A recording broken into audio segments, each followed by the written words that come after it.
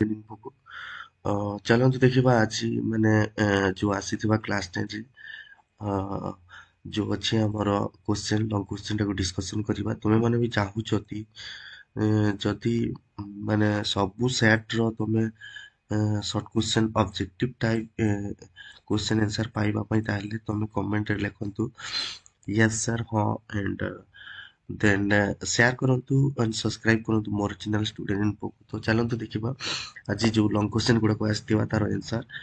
ତ ଏ ଥିଲା ଆମର ଫାର୍ଷ୍ଟ କ୍ୱେଶ୍ଚେନ୍ ଦେଖିବା। ତ ଉପମନ୍ୟୁ କିନ ଭାବିନ ଚକ୍ଷୁଷ୍ମାନ ଅବବତ, ଉପମନ୍ୟୁ କେଉଁ ଭାବରେ ଚକ୍ଷୁ ଲାଭ କଲେ।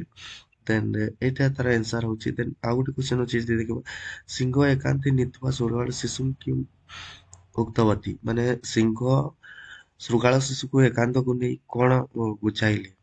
ତ ଦେଖିବା ଏହାର ଆନ୍ସର୍ ଦେଖିବା। ତ ତାହେଲେ ଏଠାରେ ଲେଖା ହେଇଛି ଦେଖିପାରୁଥିବା ଆନ୍ସର୍ ସୁଶିଷ୍ୟ ଉପମନ୍ୟୁ ଧୌମ୍ୟଙ୍କ ନିର୍ଦ୍ଦେଶ କ୍ରମରେ ଜୀବିକା ନିର୍ବାହ ପାଇଁ କୌଣସି ବୃତ୍ତିକୁ ଆପଣେଇଲେ ନାହିଁ।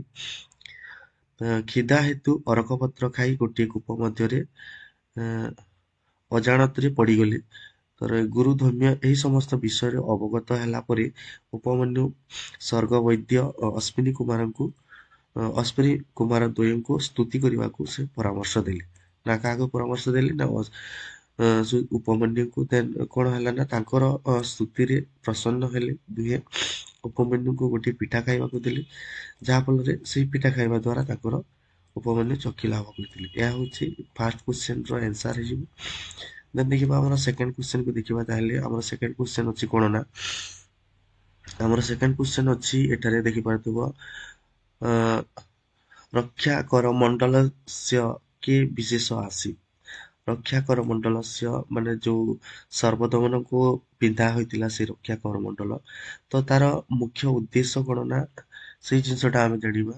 ତ ସର୍ବଦମନ ଜାତକ କର୍ମରେ ମାନେ ସର୍ବଦମନର ଜାତକର୍ମ ସମାଜରେ ଭଗବାନ ମରିଚି ଅପରାଜିତା ନାମକ ଗୋଟେ ଔଷଧ ଯୁକ୍ତ ରକ୍ଷା କବଚଟି ତାକୁ ଦେଇଥିଲେ ବା ପିନ୍ଧେଇଥିଲେ।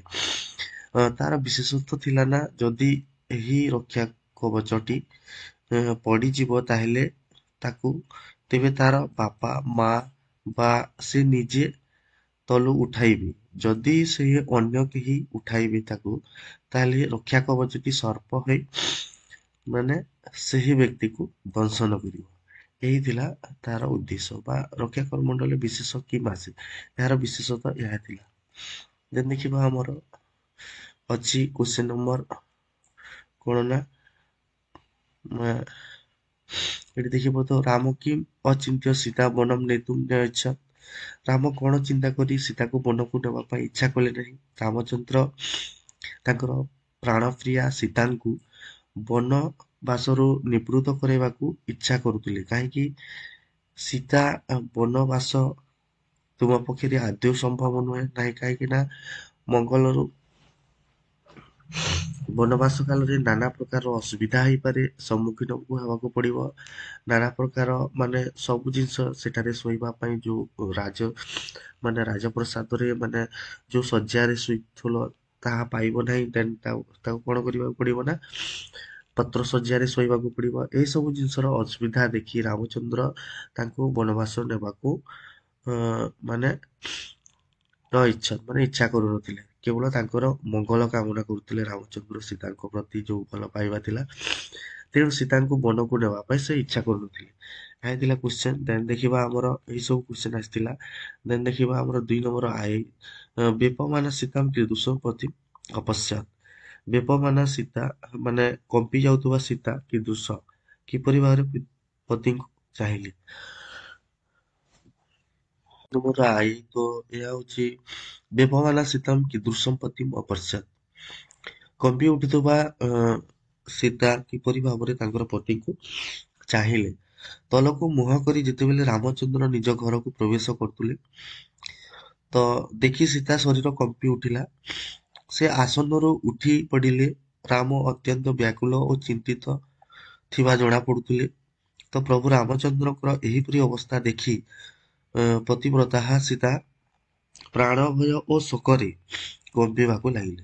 ତ ଏହାର ରାଇଟ୍ ଆନ୍ସର ହେବ ଏହା। ତ ତୁମେମାନେ ମଧ୍ୟ ଏହିପରି ଭାବରେ କରିଥିଲେ ନିଶ୍ଚିତ ଭାବରେ ଫୁଲରୁ ଫୁଲ୍ ମାର୍କ ପାଇବ।